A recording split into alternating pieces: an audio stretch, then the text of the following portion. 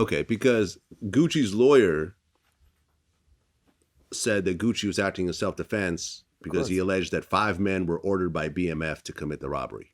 But that's, I guess, in the paperwork. So now it went from Jeezy to BMF. I'm telling you where it came from. So that's what really happened. If you want to know that quietly, that shit, that's probably that sounds like their footprint. That's their work. That's his work. That's what they do.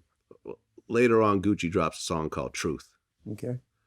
Where he said, a $10,000 bounty on my neck. I hope they didn't pay them because they didn't have no success. Mm-hmm. Then later on, I said, go dig your partner up. Bet he can't say shit. Yeah. Well, I don't know. I mean, I didn't get into a lot of their little beefs, but when I heard it, I'm just on the business part of it. When I hear things like that, I know some of the factions that be around, and a lot of that shit shouldn't, I mean, it gets out of hand. Dude can't take care of everything all the time.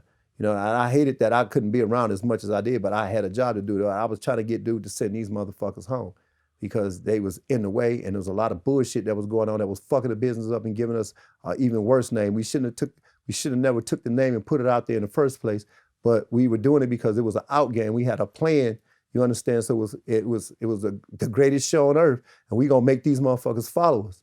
And we got 100 people out here. We spending money every night. They got to get 100 agents. They're going to have to follow a motherfucker for the next 10 years if they have to. They still ain't going to find anything. So it was smoke and mirrors. It was just a facade. It was some Cinderella shit. Well, then in 2005, there was a party at Justin's in Atlanta. Justin's is owned by Puffy.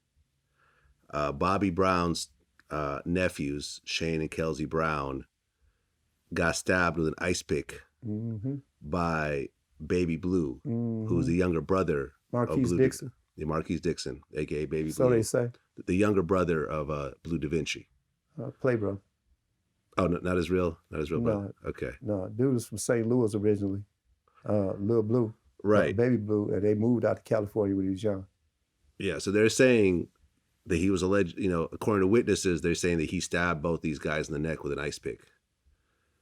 They survived, but they had permanent disfigurement. And I guess a year later, Baby Blue got killed by his girlfriend. Yeah, at what's that, Bedrooms to Go? Rooms to Go or something like that? Rooms to Go. Yeah, and Buckhead. Yeah. And I'm saying all this because now you have all these situations where people are getting killed or maimed, and it's all pointing back to the BMF name, regardless of whether it's true or not. But you got to remember something.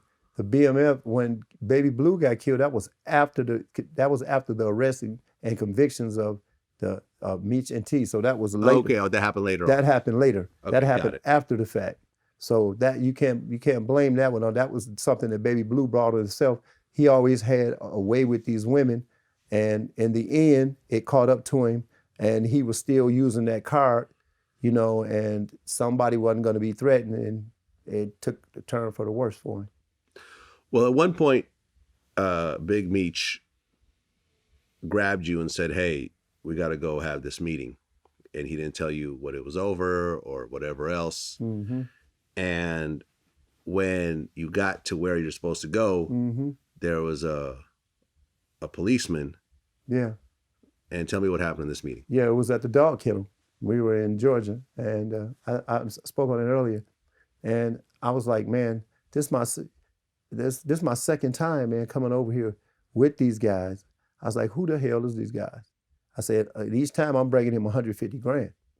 So he's like, man, that's part of the investigation. That's the FBI. I mean, that's one of the agents.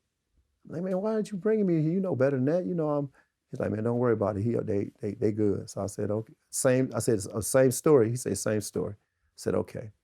So I sat over there by the car, but he said, no, I want you to come over here and listen to something.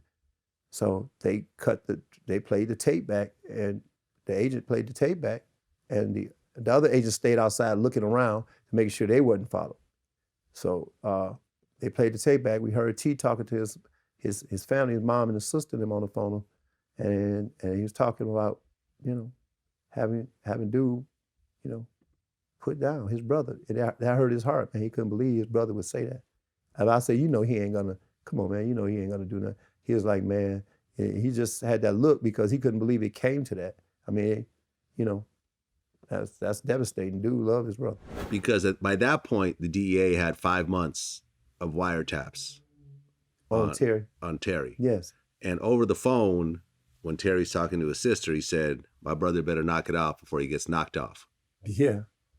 Talking about he needs to stop being so flashy before I kill him, essentially. Well, that or someone kills him. or something happens, or the police comes, or whatever. It could have been that he didn't say directly, but then he did say in later that, man, that he should, that he better be cool, man, if I have to pay somebody to cut all that shit out, then they're gonna get us busted. Yeah. Because. But we had nothing to do with Terry. Yeah. What Terry did over there, Terry done on his own. Actually, Terry's people brought this whole damn thing down.